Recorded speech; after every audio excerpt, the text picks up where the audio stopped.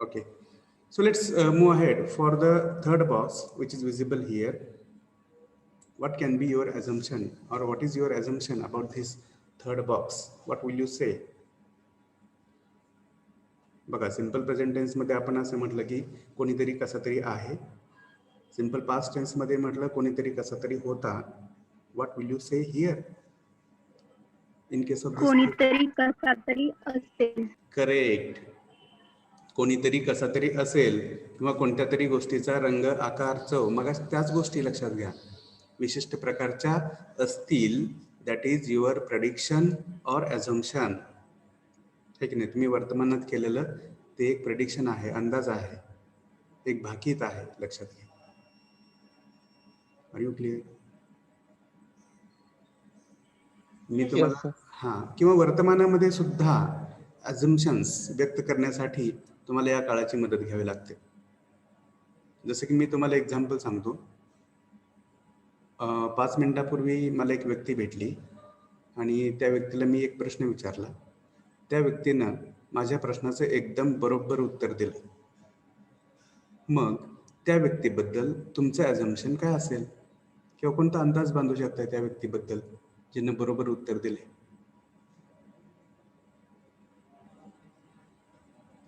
What will you say? That person, or for that person you will take the pronoun he or she, right? व्यक्ती आहे म्हटल्यानंतर ही और शी, दोघांपैकी एक कोणतरी असेल. त्याच्या पुढे तुम्ही म्हणणार विल बी, आहे की नाही? ही और शी विल बी, पुढे काय म्हणणार?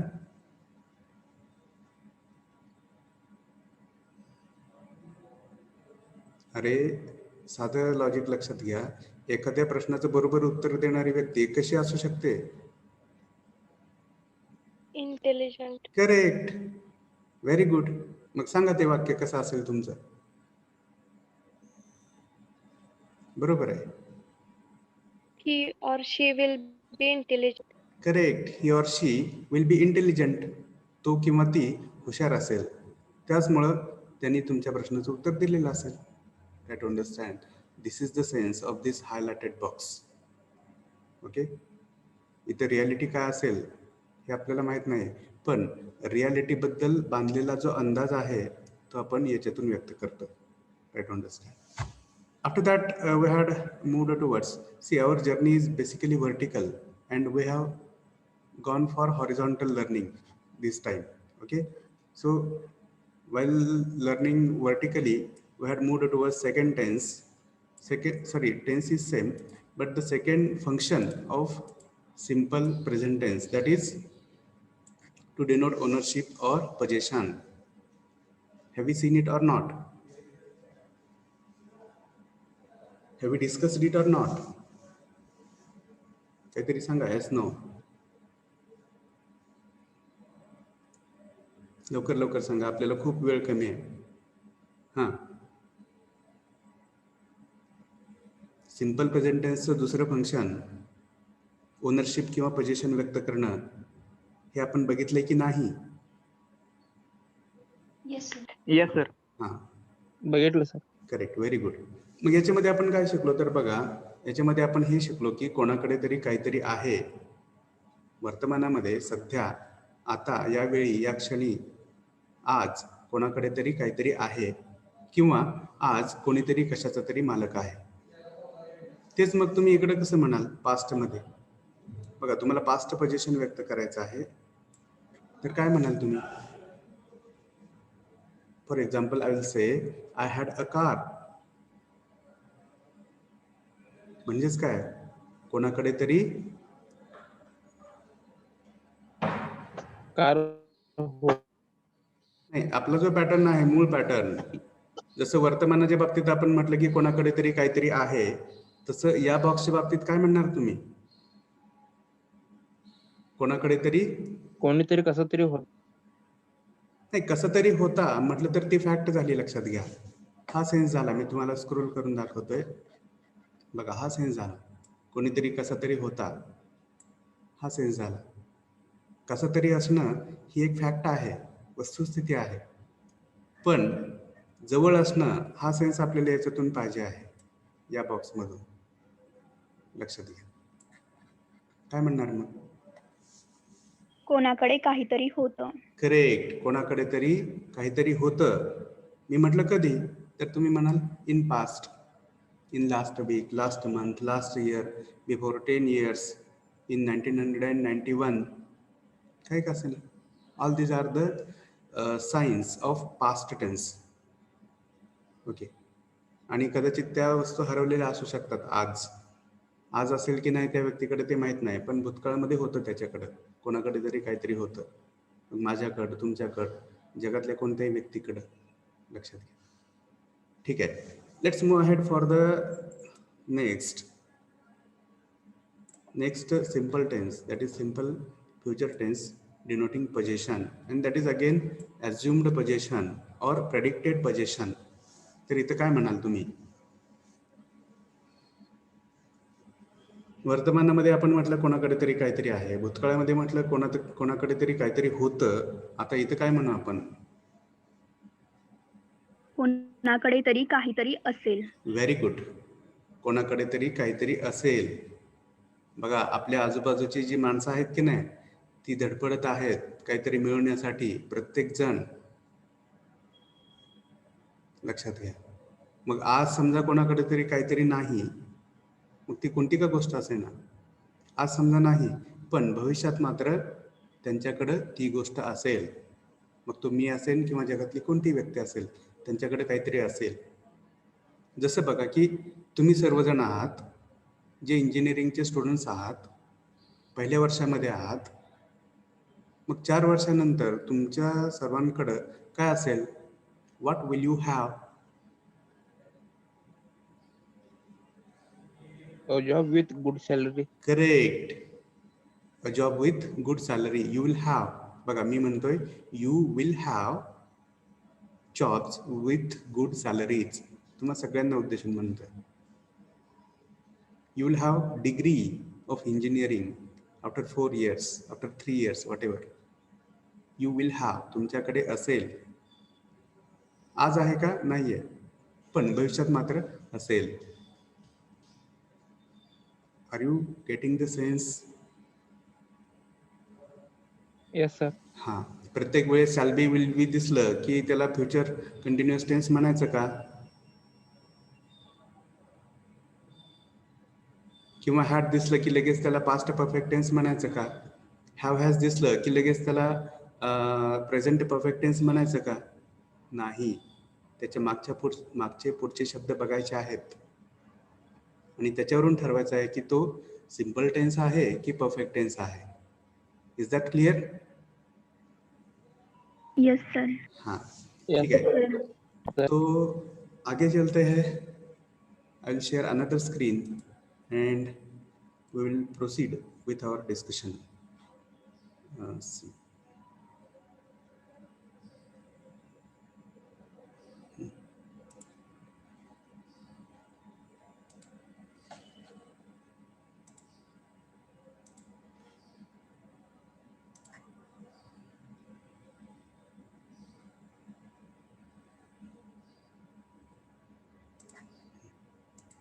Okay, is my new screen visible?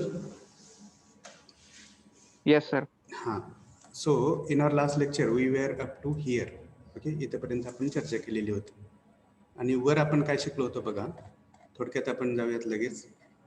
हां, मल्टिपल सेंटेन्सेस डिनोटिंग ओनरशिप और पोझिशन इन प्रेझेंट. मग कोणाकडे काय आहे? ही, शी, इट किंवा all third person singular pronounce त्यांच्यासमोर येत असतं हॅज अ मशीन. आणि इथं आपण शिकलो की that word machine is replaceable with any another noun. Okay, और देट माइट बी नॉन फ्रेज. ठीक आहे. मग त्याच्याकडे मशीन आहे किंवा माझ्याकडे आहे, कोणाकडे तरी आहे, सगळ्या प्रोनाउन्सकडं. त्याच्यानंतर निगेटिव्हमध्ये शिकलो होतो की त्याच्याकडं नाही, माझ्याकडं नाही, सगळ्या प्रोनाउन्सकडं, सगळ्या व्यक्तींकडं कोणती तरी गोष्ट नाही.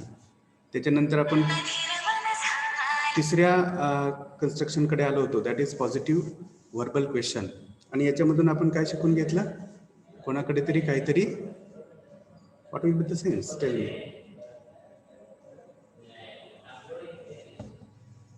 What will be the sense of this positive verbal question?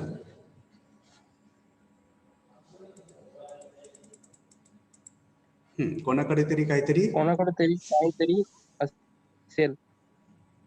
असेल नाही हो. असेल जेव्हा म्हणता तुम्ही तेव्हा फ्युचरचा सेन्स येतो त्याला. आपलं बोलणं वर्तमानाबद्दल सुरू आहे. आहे. आहे की आहे का? आहे का? आहे का? हा, correct. This is positive verbal question. प्रश्न आहे, आपल्याला जाणून घ्यायचं आहे समोरच्याकडून कोणाकडे तरी काहीतरी आहे का.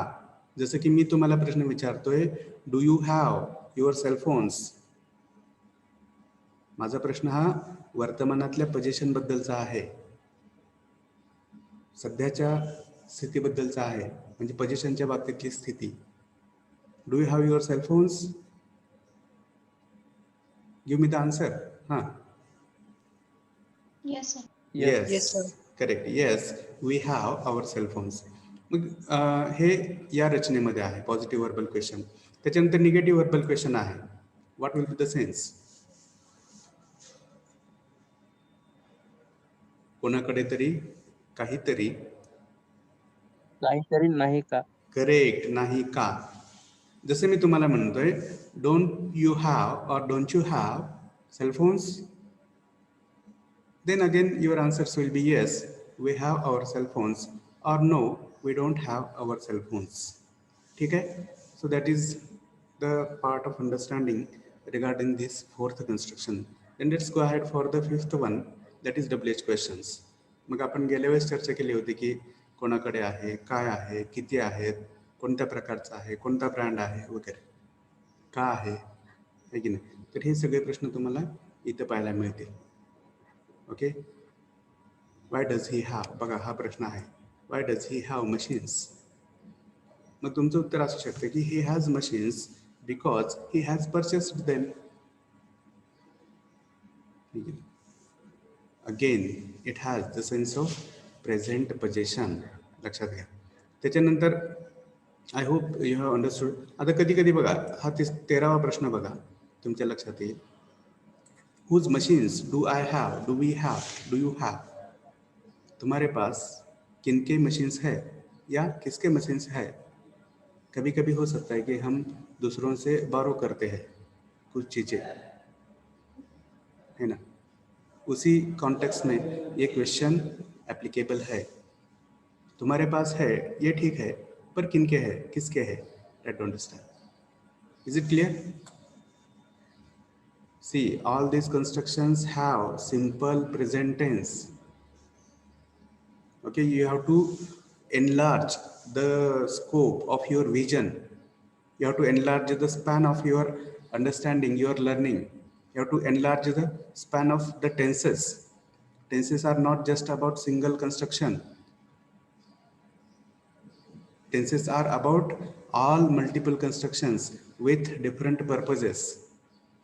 The way in which we have seen recently, the purposes can be giving positive information, giving negative information, asking positive information, asking negative information, asking WH questions. See, you have to grasp and digest it all. Then things will be easy for you. Okay, now let's go ahead for the third function. So before moving towards third function, I will share another screen on which we were before this screen. Okay, ठीक आहे. तर आता बघा आपण ही पोझिशनच्या संदर्भातली दुसरी function शिकलोय. Now we are moving towards the third function of simple tense, that is, बघा तिसरं फंक्शन काय आहे सिम्पल टेन्सचं. See, I have highlighted the part. What is it? Denoting actions. Correct, denoting actions. पहिली फंक्शन बघितले आपण denoting facts, दुसरं function बघितलं denoting ownership, and this third function is denoting actions. म्हणजे इथं टू डूची रूपं असतील, लक्षात घ्या. कारण क्रिया आपण करत असतो, करणं आणि क्रिया यांचा जवळचा संबंध आहे, किंवा करत असतो त्या क्रियाच असतात, लक्षात घ्या सिम्पली. मग आपण बघूयात की हा पहिला tense. We are learning in vertical way. बघा. So concentrate on this action denoting simple present tense. मग याच्यामध्ये कोणते क्रियापद दिसत आहेत तुम्हाला? सपोर्टिंग वर्ब म्हणून येणारे आता. वरच्या दोन्ही कन्स्ट्रक्शन्समध्ये, वरच्या दोन्ही फंक्शन्समध्ये येणारे जे वर्ब्स होते ते were main verbs because they were occurring alone in the sentences. But here you will find supporting verb as well as action denoting main verb. Okay, they will be together in these action denoting sentences.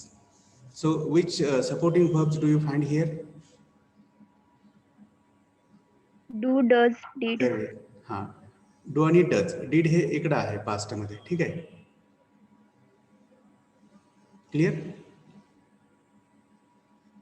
बघा आता कोणीतरी हां ठीक आहे. बघा मग ह्या do आणि डज नंतर येणारं जे मुख्य क्रियापदाचं रूप असतंय ते कोणतं असतंय? तुम्हाला इथे दिसतंय बघा. What is it? MV1. Main verb. Correct. आपण मागे शिकलोय की मेन वर्बचे 5 फॉर्म्स असतात.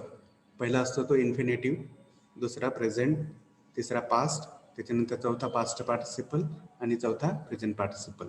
मग त्याच्यामधला हा MV1 येत असतोय कशानंतर? डू आणि डज नंतर. जसं की आय डू आस्क क्वेश्चन्स. बघा, I do ask questions. Ask हे काय आहे तर it is one MV1. I do play cricket. I do study hard. Okay, try to understand.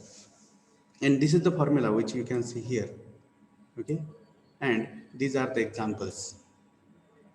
For example, I do solve problems or I solve problems. He solves problems or he does solve problems. आणि त्याचे अर्थ कसे असतात तर आपण मागे शिकलोय बघा, तो, ते, ता, तेस, तोस, है की नाही. हे सगळे प्रत्यय या वाक्यांच्या शेवटी येत असतात. जसं की आय सॉल्व प्रॉब्लेम्स, मी प्रश्न सोडवतो, राईट.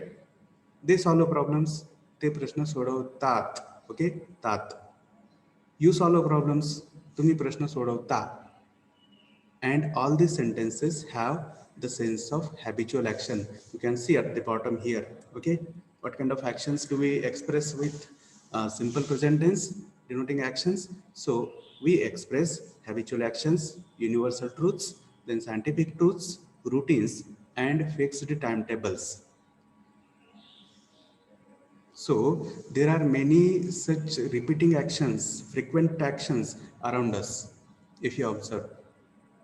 आहे की नाही. आपल्या आजूबाजूला बऱ्याच साऱ्या ज्या क्रिया आहेत त्या हॅबिच्युअली घडत असतात, दररोज नित्य नियमानं घडत असतात. मग अशा क्रिया व्यक्त करण्यासाठी आपल्याला या काळाची मदत घ्यावी लागते. जसं बघा, एक व्यक्ती म्हणून आपलं पण काहीतरी रुटीन असते लाईफमध्ये. सकाळी उठणं, आंघोळ करणं, आहे की नाही, परत जे काय आहे ते ड्युटी करणं, काम करणं, अभ्यास करणं, जे काय असेल ते. All these are routines and we have to take help of action denoting simple present tense to express such routines. Are you clear? मग याच्यामध्ये असं नाही की फक्त दररोज घडणाऱ्याच क्रिया व्यक्त कराव्यात. सर्टन गॅप नंतर ठराविक टाइम स्पॅनचा गॅप त्याच्यामध्ये असतोय. काही गोष्टी काही क्रिया दर आठवड्याला होत असू शकतात, दर महिन्याला होत असू शकतात, दरवर्षी होत असू शकतात, 2 वर्षानंतर होत असू शकतात, 2 वर्षाच्या गॅप नंतर होत असू शकतात, किंवा काही क्रिया एकाच दिवसामध्ये 2 वेळा 3 वेळा होत असू शकतात. सी, जेव्हा आपण डॉक्टरकडे जातो तेव्हा डॉक्टर म्हणतात take these medicines twice in a day, है की नाही, किंवा थ्राईस इन अ डे. मग हे ट्वाईस थ्राईस काय आहे तर it is repetition of taking that medicine, है की नाही. मग तुम्हाला म्हणावं लागतं की I take medicines thrice in a day, है की नाही.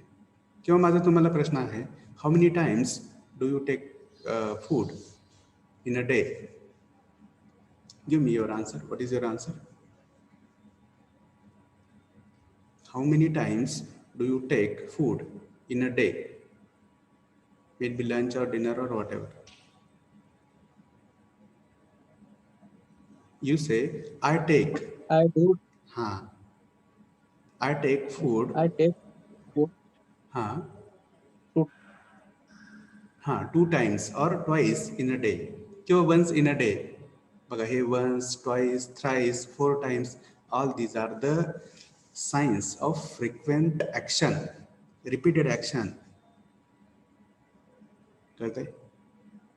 मग आपल्या आजूबाजूला सूर्याचं उगवणं आहे, आपलं झोपेतून उठणं आहे, दररोज अभ्यास करणं, जेवण करणं, आहे की नाही, बातम्या पाहणं, न्यूजपेपर वाचणं. जसं आपलं रुटीन आहे तसंच जगाचं पण रुटीन आहे. जगातल्या सगळ्या लोकांचं रुटीन आहे. रेल्वेचं टाइम टेबल आहे. बघा तुम्हाला तिथे म्हणावं लागतं की रोज ट्रेन 10 वाजता सुटते, 11 वाजता येते, ऑफिस 5ला सकाळी समजा 10ला उघडते, 5ला बंद होते. What is it? It is routine. And whenever there is sense of such routines, you have to take help of this action denoting simple present tense. Then only you will be correct. तुम्ही असं नाही म्हणायचं office is opening every day at 10 o'clock आणि दुसऱ्या बाजूला मी म्हणतोय office opens every day at 10 o'clock. कोणतं चांगलं वाटतंय तुम्हाला? ऑफिस इज ओपनिंग आणि office opens. Which expression sounds to be more perfect? office opens. Correct. Office opens. That is the best expression. That is the sensible expression. And you have to be sensible in communication. Try to understand. Okay. Okay. So now let us move ahead for the multiple constructions in this action denoting simple present tense. Okay. So is my another screen visible? Yes, sir. Here you can see the title, multiple sentences denoting habitual actions, universal truths, routines, scientific truths and fixed timetable. बघा याच्यामध्ये एक गोष्ट सांगायचं राहिलं ती म्हणजे तुमचे सायन्समधले जे प्रिन्सिपल्स आहेत, सगळे रूल्स आहेत, ते सगळे सिम्पल प्रेझेंट टेन्समध्ये व्यक्त केले जातात. कारण त्या गोष्टीबद्दलचा हॅबिच्युअल एक्सपिरियन्स हा एकच असतो. जसं की समजा हायड्रोजनचे 2 आणि ऑक्सिजनचे 1 अणू किंवा रेणू एकत्र आले की काय बनतं? H2O is the formula, chemical formula of Water. water. Correct. मग असं कधी होतं का की काल जेव्हा हायड्रोजनचे 2 आणि ऑक्सिजनचे 1 अणू रेणू काय जे असतील ते एकत्र आले तेव्हा पाणी बनलं होतं? आज जेव्हा ते एकत्र आले त्यावेळेस रॉकेल तयार झालं, उद्या कदाचित पेट्रोल तयार होईल. Is it so? No, sir. Correct. Try to understand. किंवा तुमचे जे सगळे प्रिन्सिपल्स, रूल्स, फॉर्म्युले आहेत, all they are habitual things, universal things, repeated things. The experience about those things will be same despite day and time, despite location, despite place. Experience will be the same. लक्षात घ्या. है की नाही? तर ते पण याच्यामध्येच इन्क्लूड होतात. लक्षात घ्या. ठीक आहे. तर याच्यामध्ये पहिली रचना कोणती आहे बघा, अफर्मेटिव्ह. जसं आपण मागे सुरुवात केली होती तसंच सकारात्मक माहिती देणं, आहे की नाही? मग कोण काय करतं? कोण सवयीनं कोणती क्रिया करतो हे आपण याच्यातून व्यक्त करतोय, आहे की नाही? तुम्ही, मी, प्रत्येक जण कोणती तरी क्रिया सवयीनं करतोय. मग मी काय करतोय समजा, तर नाही, मीचा प्रश्न खालच्या वाक्यामध्ये आहे, आपण इथं बघूयात. तो काय करतो समजा, ती काय करते, तर he solve the problems, he studies hard, he wakes up late in the morning. ही पण सवय असू शकते. We go to bed early, habit आहे आमची ती, रोज संध्याकाळी लवकर झोपी जाणं. किंवा we go to bed late every day, सवय आहे. काय करतो? उशीरपर्यंत जागत बसतो. Try to understand. समजतं याच्यामध्ये काय अडचण, काही नवीन आहे, वेगळं आहे, सांगा. तुम्ही जोपर्यंत बोलत नाही हो सर. तोपर्यंत मला असं वाटत राहतं की मी फक्त स्क्रीनला शिकवतोय, कोणत्या, माझ्या समोरच्या, म्हणून बोलत चला. हा, याच्यामध्ये काय अवघड आहे? No sir. हा, गुड, ठीक आहे. त्याच्यानंतर बघा, या लोकांच्या सवयी याच्यामध्ये आहेत. I solve problems. आता इथंपर्यंत मी सांगतोय की दिस सॉल्विंग प्रॉब्लेम्स, सॉल्व्ह आणि प्रॉब्लेम्स हे जे शब्द आहेत they are immaterial. Immaterial in the sense that they are replaceable with other verbs or other nouns. Okay, याच्यामध्ये सॉल्व हे जे वर्ब आहे त्याला रिप्लेस करू शकताय कोणत्याही वर्बनी, आणि प्रॉब्लेम्स या नाउनला पण तुम्ही रिप्लेस करू शकताय दुसऱ्या कोणत्याही नाउननी. Okay, use mobile, scan documents, ask questions, play cricket. Is it understandable?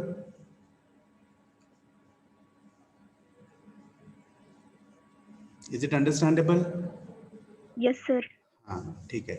So नाव बघा, आपण वरच्या या अफर्मेटिव्ह रचनेमधून सांगितलं की कोणीतरी कोणती तरी क्रिया सवयीनं करतो. आता मग निगेटिव्ह मध्ये आपण काय म्हणू? बघा, वरच्या अर्थाचाच निगेटिव्ह अर्थ आपल्याला द्यायचा आहे, तर आपण काय म्हणू याच्यामध्ये? कोणीतरी बी फास्ट, कोणीतरी कोणीतरी काहीतरी करत नसेल. करत नसेल म्हटलं तर तो करत नाही. हा, करेक्ट. करत नाही म्हटलं तर सवयीचा क्रियेचा सेन्स येतोय. करत नसेल म्हटलं तर फ्युचरचा सेन्स येतोय त्याला, है की नाही? जसं बघा, कंटिन्युअस फ्युचर टेन्स आहे. कोणीतरी काहीतरी करत असेल, त्याचंच निगेटिव्ह असेल की कोणीतरी काहीतरी करत नसेल, है की नाही? मग तिथे तुमचं असं वाक्य असू शकतं की he or she will not be studying, for example. तो अभ्यास करत नसेल, तर तो सेन्स इथं नाही आहे. This tense has the sense of repetition, repeated action. मग तुम्ही असं म्हणा की कोणीतरी काहीतरी किंवा कोणीतरी कोणतीतरी क्रिया करत नाही किंवा कोणीतरी कोणतीतरी क्रिया करत नसतो. लक्षात घ्या, काय म्हणायचं? नाही किंवा नसतो. हा, त्याच्यातून व्यक्त होते की त्या व्यक्तीला सवय ती नाही. लक्षात घ्या. मग तेच मगाशी सांगितल्याप्रमाणे तो काय करत नसतो, तर ही डज नॉट सॉल्व्ह प्रॉब्लेम्स, ठीक आहे. तो प्रश्न सोडवत नाही किंवा तो प्रश्न सोडवत नसतो. ती त्याची सवय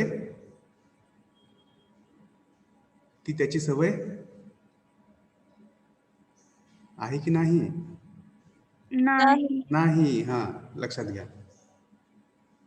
आता सवय कशाला म्हणतो, तर एखादी क्रिया पुन्हा पुन्हा एखाद्या व्यक्तीकडून होते तेव्हाच त्याला आपण सवय म्हणतोय.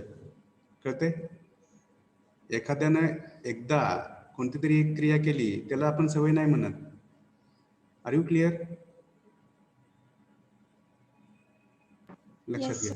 हा, मग आता दुसरा ग्रुप आहे, मी काय करत नसतो किंवा मी काय करत नाही. I don't solve problems, I don't watch movies. काय जे म्हणायचं ते म्हणाल तुम्ही. I don't listen songs, I don't care about it, जे काय असेल ते. You have freedom, but you have freedom of words, but you don't have the freedom of patterns. कळते का? You don't have the freedom of changing the patterns. If you change the patterns, people will not accept you or understand you. If you follow the patterns, things will be smooth. Are you clear? Patterns लक्षात ठेवायचे, वाक्य लक्षात ठेवायचे नाहीत, कधी पाठ करायचे नाहीत.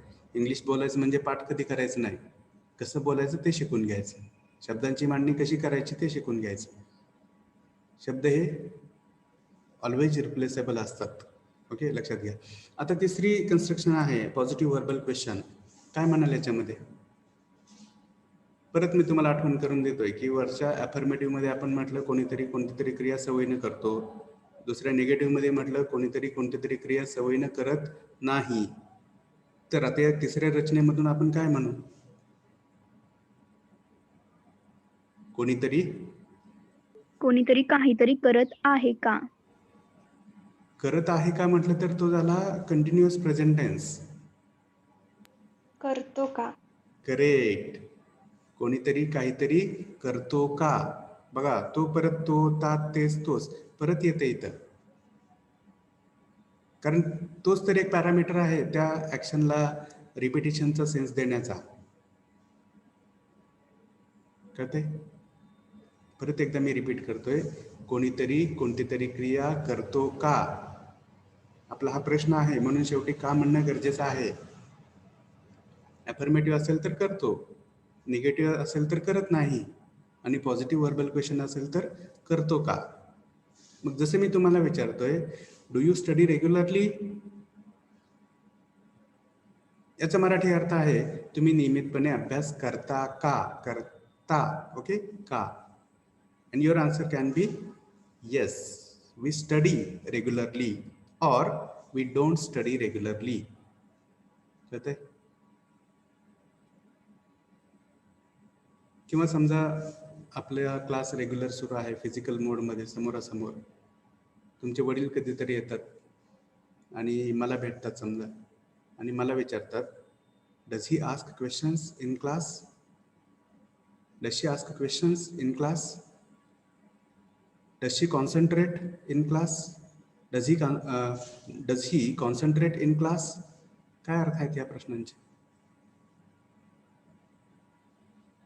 सांगा बघू. Does he ask questions? Does he concentrate? काय प्रश्न आहेत? काय अर्थ आहेत? लवकर लवकर. तो पॅटर्न तोच प्रश्न आहे. विचारतो का? तो अभ्यास करतो का? व्हेरी तो गुड. लक्ष देतो का? Correct, correct, perfect. तो अभ्यास करतो का? लक्ष देतो का? प्रश्न विचारतो का? याच्यातून तुमच्या वडिलांना तुमची सवय जाणून घ्यायची आहे, तुमची फ्रिक्वेंट ऍक्शन काय आहे ती जाणून घ्यायची आहे. कळते? मग मी म्हणतो येस ही आस्क्स क्वेश्चन्स. बघा माझं उत्तर काय आहे? Yes he asks questions. किंवा no he does not ask questions. No he does not concentrate in the class. No he does not study properly. No he does not score good in examinations. किंवा yes he scores good. Yes he concentrates. Yes, she concentrates well in class. Yes, she is punctual. मग हे जे वाक्य आहे माझं शेवटचं, she is punctual, हे कोणत्या काळातलं वाक्य आहे? बघूया तुमचा alertness. She is punctual.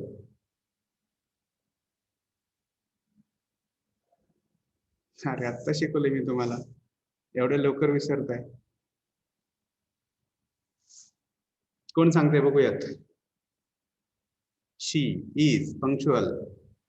Fact denoting. Correct. This is fact denoting simple present tense. Punctual, to be punctual is a quality. She is punctual म्हणजे ती वक्तशीर आहे, वेळेला महत्व देणारी आहे. फॅक्ट आहे. ठीक आहे, व्हेरी गुड. तर बघा मग डज ही सॉल्व्ह प्रॉब्लेम्स, तो प्रश्न सोडवतो का? ती सोडवते का? कोणीतरी सोडवते का? कोणी सोडवत नाही का? बघा does no one solve problems, कोणी सोडवत नाही का? Does nobody solve problems, कोणीच ती क्रिया करत नाही का? लक्षात घ्या. पुढं डू आय सॉल्व्ह प्रॉब्लेम्स, मी प्रश्न सोडवतो का? तुम्ही सोडवता का? आपण सोडवतो का? आता हे प्रश्न सोडवणं इमटेरियल आहे, कोणती का क्रिया असे ना, आपण हे करतो का? ते करतो का? ते करतो का? ते दुसरं करतो का? दुसरं म्हणजे काय? तर दुसरी ऍक्शन कोणतीही इतर. ठीक आहे. त्याच्यानंतर निगेटिव्ह व्हर्बल क्वेश्चन काय म्हणाल सांगा बाबा. आता आपण वर म्हटलं होतं कोणीतरी कोणती तरी क्रिया करतो का, इथं काय म्हणणार? पटकन, तेवढा क्विकनेस पण पाहिजे तुमच्याकडे. हा, what will you say here? This is negative verbal and question. कोणीतरी, लवकर लवकर लवकर, कोणीतरी कोणती तरी क्रिया करत नाही का? करेक्ट. कोणीतरी कोणती तरी क्रिया करत नाही का, म्हणजेच ती क्रिया करणं हा त्या व्यक्तीच्या, त्या संबंधित व्यक्तीच्या सवयीचा भाग आहे का, सॉरी नाही का, that is the thing, because it is negative. बघा, ती कोणती तरी क्रिया करणं हा त्या व्यक्तीच्या सवयीचा भाग नाही का. मग अशी सारखंच, जसं ही डज ही कॉन्सन्ट्रेट, तसं doesn't he concentrate, doesn't he study in class, or doesn't he pay attention in the class. मग माझं उत्तर असं, yes, he pays attention in the class, किंवा no, he does not pay attention in class. म्हणजेच काय, तर त्याचं लक्ष नसतं. बघा, तर हे परत येते, तर त्याचा पाडा हा कायम असतोय कशामध्ये, simple present tense denoting action मध्ये. आणि तेच आपण त्या क्रियापदांच्या मराठी अर्थामध्ये पण बघितलं. कुठं ला लिहिले, कुठं ले ला ले लिहिलेले आहे की नाही, कुठं कोणती तरी क्रिया करत, हे तुमच्या डोक्यात फिक्स पाहिजे. ठीक आहे, एक एक्झाम्पल घेऊया आपण. Doesn't he solve problems, Marathi अर्थ कसा घेणार? डझंट ही सॉल्व्ह प्रॉब्लेम्स, ती प्रश्न सोडवत नाही. तो हा, तो, ती, जे काय असेल ते, कोणी का व्यक्ती असेल ना. हा, बोला. तो प्रश्न सोडवत नाही. नाही का? का. हा, का म्हटल्याशिवाय प्रश्न होत नाही, लक्षात घ्या. तुम्ही जर असं म्हटलं की तो प्रश्न सोडवत नाही आणि तिथंच थांबले, तर ते एक स्टेटमेंट होईल, निगेटिव्ह स्टेटमेंट होईल याच काळामध्ये. बरोबर, बरोबर आहे की नाही? Yes sir. Yes. करेक्ट. ठीक आहे, so now let us go ahead for the next new construction. बघा, आता हे तुमच्यासाठी लर्निंगचा भाग आहे, नवीन काहीतरी लर्निंगचा भाग आहे. इथे तुम्हाला दिसतंय, मागं तुम्हाला सगळीकडे 5वी रचना म्हणून पब्लिश क्वेश्चन्स पाहायला मिळाले होते. पण या ऍक्शन डिनोटिंग मध्ये तसं नाहीये. ऍक्शन डिनोटिंग मध्ये तुम्हाला दुसऱ्या 4 रचना फेस करायच्या आहेत, शिकायच्या आहेत, की ज्या पॅसिव्ह व्हॉइस मधल्या आहेत. मग कधीतरी तुम्ही ऍक्टिव्ह व्हॉइस आणि पॅसिव्ह व्हॉइस शिकलेले असाल मागे, त्यालाच तुम्ही कर्तरी प्रयोग आणि कर्मणी प्रयोग म्हणता. ऍक्टिव्ह व्हॉइस म्हणजे काय, तर कर्तरी प्रयोग. कर्तरी प्रयोग म्हणजे काय, तर सिम्पली त्या वाक्याची सुरुवात ही कोणत्या तरी सब्जेक्टनी होत असते, कर्त्यानी होत असते, म्हणून त्याला कर्तरी म्हणायचं. आणि कर्मणी म्हणजे काय, पॅसिव्ह म्हणजे काय, तर त्या वाक्याची सुरुवात ही कर्मानी होत असते, ऑब्जेक्टनी होत असते. मग कसं, तर बघा, मी प्रश्न सोडवतो आणि बेसिकली अजून एक गोष्ट सांगतो, मागे जातो थोडंसं. बेसिकली ऍक्टिव्ह आणि पॅसिव्ह व्हॉइस काय आहे, तर एकच अर्थ व्यक्त करण्याच्या 2 वेगवेगळ्या पद्धती आहेत. म्हणजेच ठराविक अर्थ हा आपण ऍक्टिव्ह व्हॉइसनी जसं व्यक्त करू शकतो, तसा पॅसिव्ह व्हॉइसनी पण करू शकतो. मग एक्झाम्पल आपण समजा बघितलं की मी प्रश्न सोडवतो, आय सॉल्व्ह प्रॉब्लेम्स, हीच गोष्ट, हाच अर्थ तुम्ही दुसऱ्या पद्धतीने कसा व्यक्त कराल? बघा, मी प्रश्न सोडवतो, तोच अर्थ दुसऱ्या पद्धतीनं पॅसिव्ह व्हॉइस मधून कसा व्यक्त कराल? बघा, मी प्रश्न सोडवतो, या वाक्याची सुरुवात मी न होते आहे, म्हणजे हा कर्तरी प्रयोग आहे, लक्षात घ्या. मी प्रश्न सोडवतो. मग पॅसिव्ह सुरुवात करण्यासाठी आणि तोच अर्थ देण्यासाठी तुम्हाला काय बदल करावे लागतील, कसं म्हणावं लागेल? बघा, इथे दिसतंय तुम्हाला,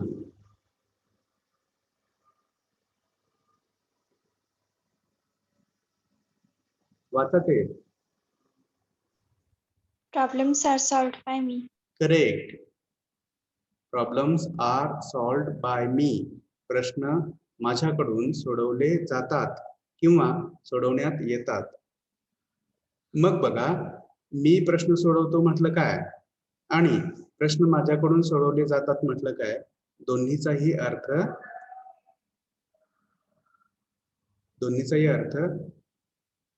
सेम आहे. सेम आहे, एकच आहे. किंवा तुम्ही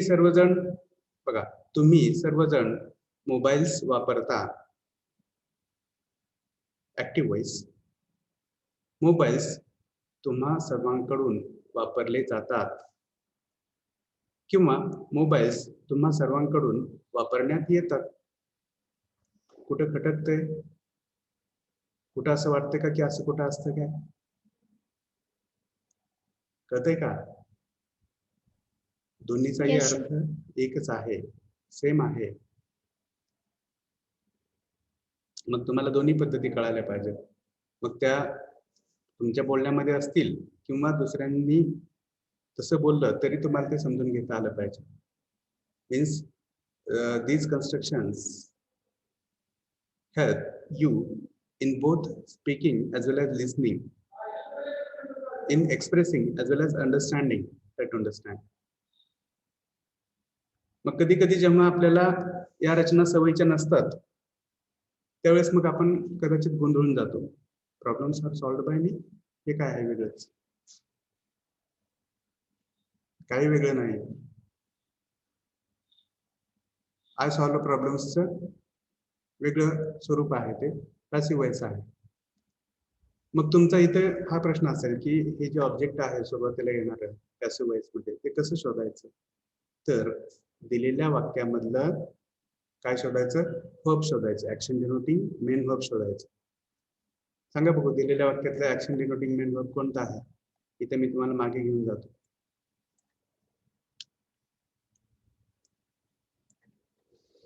ही सॉल्व द प्रॉब्लेम्स. हा, सॉल्व है की नाही? मग त्याला प्रश्न विचारा तुम्ही, व्हॉट. कोणता प्रश्न विचारायचा? What. What does he solve? कोणता आन्सर मिळतं तुम्हाला? Problem. Correct, problem. म्हणजे तुम्ही व्हॉट हा प्रश्न क्रियापदाला विचारल्यानंतर जे उत्तर तुम्हाला मिळतंय ते त्या वाक्यामधलं ऑब्जेक्ट असते आणि ते आपल्याला सुरुवातीला घ्यायचं असते पॅसिव्ह वॉइस मध्ये. आणि beyond that we need to check if the selected object is singular or plural, because if the object is singular then we have to select the singular form of supporting verb, and if the object is plural then we have to select the plural form of supporting verb. जसं बघा, problem हा शब्द असता तर मी म्हटलं असतं problem is solved by मी. पण इथं जे दिसतंय वाक्यामध्ये तुम्हाला हेच दिसतंय प्रॉब्लेम या शब्दानंतर. प्रॉब्लेम्स हे प्लुरल आहे. That's why I have to say problems are solved by me. कळते का? म्हणजे पॅसिव्ह वॉइस मध्ये ऑब्जेक्टच्या वचनानुसार, ऑब्जेक्टच्या नंबरनुसार क्रियापद बदलत असतं. तेच ऍक्टिव्ह वॉइस मध्ये सब्जेक्टच्या, कर्त्याच्या वचनानुसार क्रियापद बदलत असतं. Do you agree with me? Is it Yes, acceptable? sir. हा, लक्षात घ्या. आणि एकदा का हा पॅटर्न समजला की मग आपल्याला असं बोलणं ऐकणं सोपं जातं. मग परत लक्षात घ्या, आपण जे मागे शिकलोय की एकूण आपले काळ 12 आहेत. त्या 12 पैकी केवळ 8 काळामध्ये या पॅसिव्ह रचना असतात आणि 4 काळामध्ये नसतात. मग ते 4 काळ कोणते आहेत?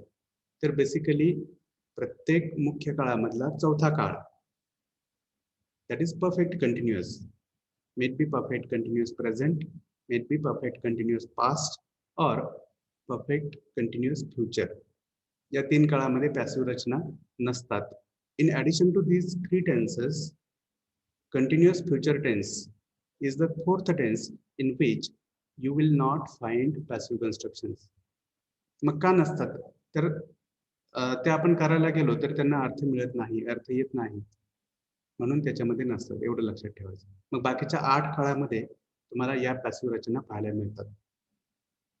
Okay, and beyond that these passive constructions exist in both statements as well as questions. हे लक्षात घ्या. या ज्या पॅसिव्ह रचना आहेत त्या होकारात्मक वाक्यामध्ये पण असतात, नकारात्मक वाक्यामध्ये पण असतात आणि प्रश्नामध्ये सुद्धा असतात. जसं की तुमच्याकडून काय सोडवले जातात? बघा, तुम्ही काय सोडवता? तुमच्याकडून काय सोडवले जातात? अर्थामध्ये काय फरक वाटतो?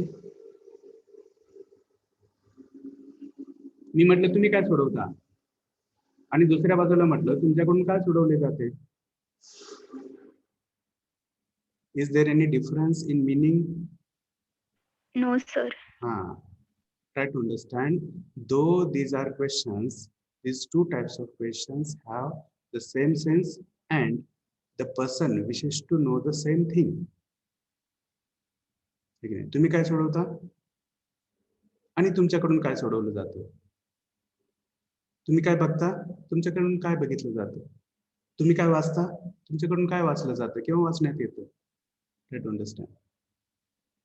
म्हणजे पॅसिव्ह मध्ये फक्त अफर्मेटिव्ह नसतात तर निगेटिव्ह पण असतात. परत निगेटिव्ह व्हर्बल क्वेश्चन असतात, पॉझिटिव्ह व्हर्बल क्वेश्चन असतात, इव्हन WH क्वेश्चन्स पण असतात पॅसिव्ह वॉइस मध्ये, है की नाही. जसं की what is solved by you और what are solved by you. तुमच्याकडून काय सोडवले जातात. What are solved by you. You will say problems are solved by us. Mathematical problems are solved by us. Okay? People problem, societal problems are solved by us. Are you clear? Political problems are solved by us. Domestic problems are solved by us. International problems are solved by us. म्हणजे काय तर आमच्याकडून आंतरराष्ट्रीय प्रश्न सोडवले जातात किंवा सोडवण्यात येतात. म्हणजेच काय आम्ही आंतरराष्ट्रीय प्रश्न सोडवतो. Is it understandable?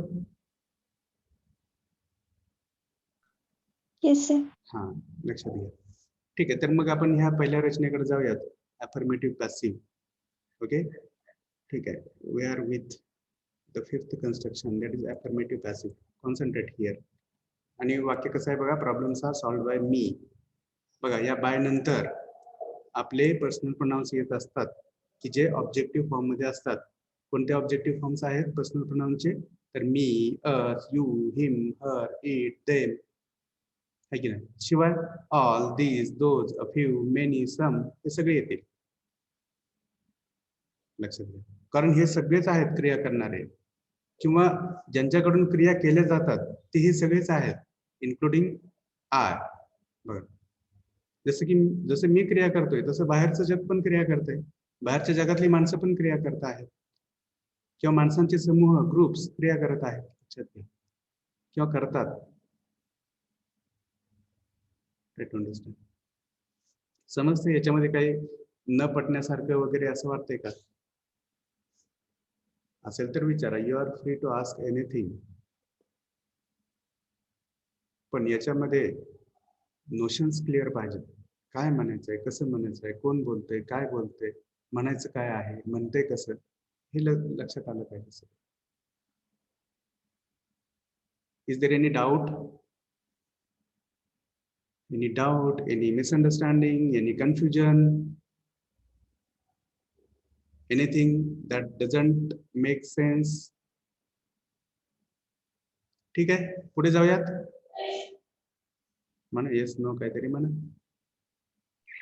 Yes, sir. हा, मी नेहमीच तुमच्या बोलण्याची वाट बघत Yes, sir. असते. हा, ठीक आहे, व्हेरी गुड. बघा, जसं आपण वर म्हटलं की कोणाकडून तरी कोणती तरी क्रिया केली जाते, तसं आपण इथं म्हणावं लागते कोणाकडून तरी कोणती तरी क्रिया केली जात नाही किंवा केली जात नसते. जसं की प्रश्न माझ्याकडून सोडवले जात नसतात. मॅथमॅटिक्सचा अभ्यास माझ्याकडून केला जात नसतो, त्याच्याकडून केला जात नसतो. म्हणजेच तो करत नसतो, तो करत नाही, है की नाही. तर तो पॅटर्न आहे याचा. म्हणजेच कोणाकडून तरी कोणती तरी क्रिया केली जात नाही. म्हणजेच ऍक्टिव्ह मधला प्रश्न, ऍक्टिव्ह मधलं वाक्य कसं असेल? कोणीतरी कोणती तरी क्रिया करत नाही. म्हणजे इथं अजून एक इंटरेस्टिंग गोष्ट लक्षात घ्या. बघा, मी तुम्हाला सांगतो की बघा, ही पहिली जी रचना आहे ना अफर्मेटिव्ह, अजून थोडी साईज लहान करतो म्हणजे तुमच्या लक्षात येईल.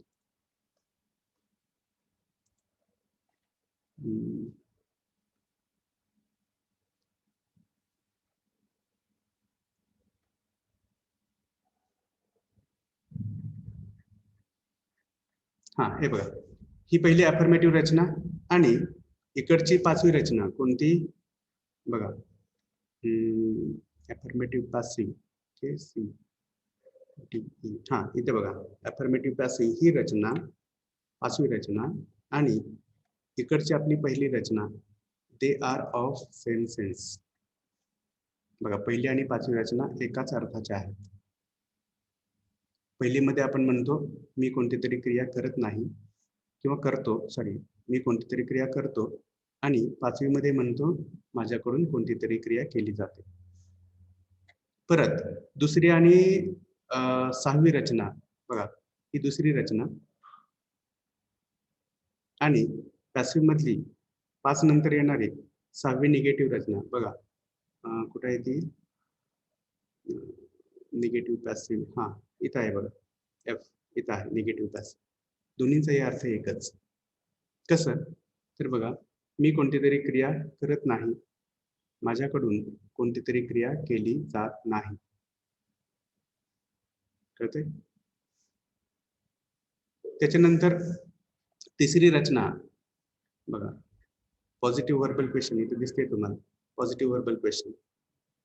ओके, तिसरी रचना आणि पुढची सातवी रचना पॉझिटिव्ह पॅसिव्ह व्हर्बल क्वेश्चन कुठे दिसते बघा तुम्हाला, इथे दिसते positive passive verbal question. They are of same sense. म्हणजेच तू कोणती तरी क्रिया करतोस का आणि तुझ्याकडून कोणती तरी क्रिया केली जाते का, किंवा कोणती तरी क्रिया तुझ्याकडून केली जाते का, अर्थ सेम. ठीक आहे, पटतं हे सगळ्यांना? Is it understandable? Yes, sir. हा, Yes, sir. त्याच्यानंतर करेक्ट, गुड.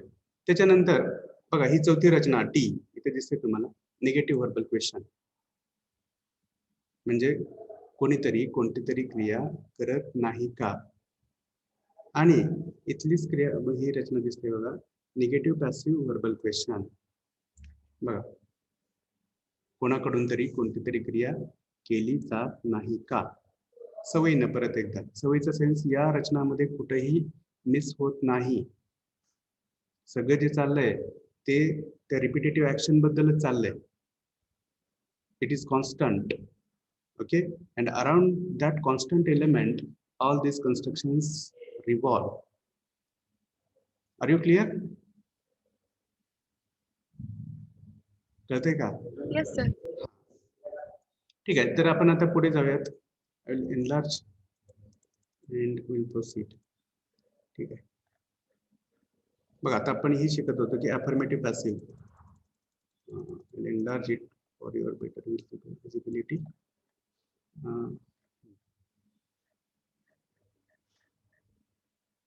अफर्मेटिव्ह पॅसिव्ह इथपर्यंत आपण आलो होतो.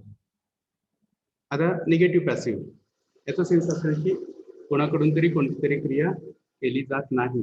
जसं की problems are not solved by me, प्रश्न माझ्याकडून सोडवले जात नाहीत. Mask are not used by people, though there is pandemic situation, masks are not used by many people. सांगा बघू काय समजले तुम्ही? बरोबर आहे? Is it making sense? Masks are used by people. That is affirmative passive. Masks are used by people. People use masks. Masks are used by people. Masks are not used by people. Are masks used by people? Try to understand. इथं आपण काय म्हणतोय? Masks are not used by people. बघा, या negative passive मधलं वाक्य येते. काय अर्थ समजून घेता तुम्ही? Sanitizers are not used by people. Proper precautions are not taken by people. काय अर्थ घेतात?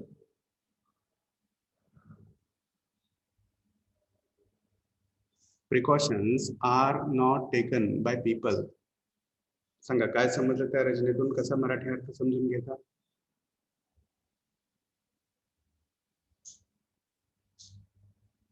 सांगा, कोणीच नाही सांगू शकत?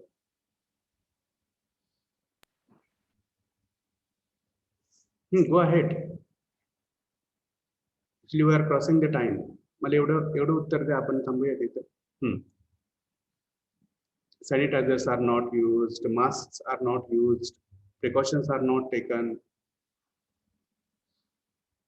distance is not maintained, social distancing is not maintained by people. बघा त्या संदर्भातलं तेच ते सांगते मी तुम्हाला. काय समजून घेता तुम्ही?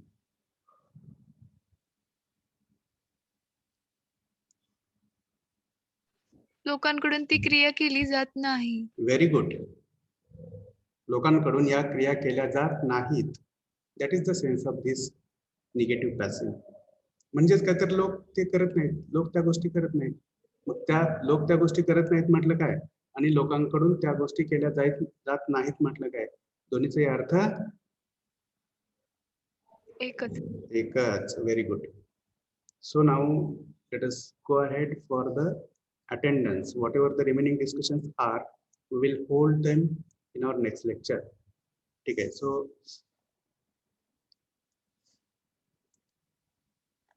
I think roll number 1, 2, 3, 4, 5, 6. Roll number 6, are you there? Roll number 6. Yes, sir. Then 7, 8, 9, 10. Roll number 13, 1, 3. Roll number 13, are you there? No, okay.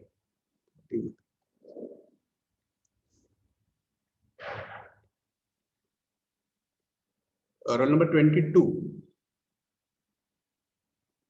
is absent. Then 24, 25. 25 present, sir. 24 is absent and 25 is present. Okay. Then 26. Roll number 26. Are you there? No. Then 29 is regular absent. Okay. Then, 31. Roll number 31.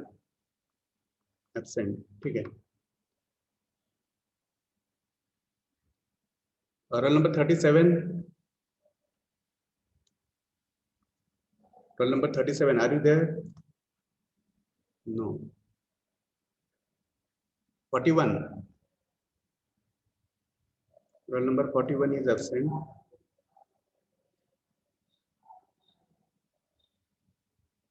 48 is again absent. ठीक है.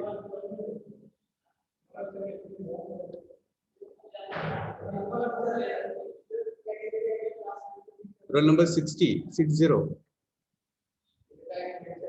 Absent. Why the absenteeism is more today? ठीक है. Roll number 61 is present. Okay. 62, 3, 4, 5.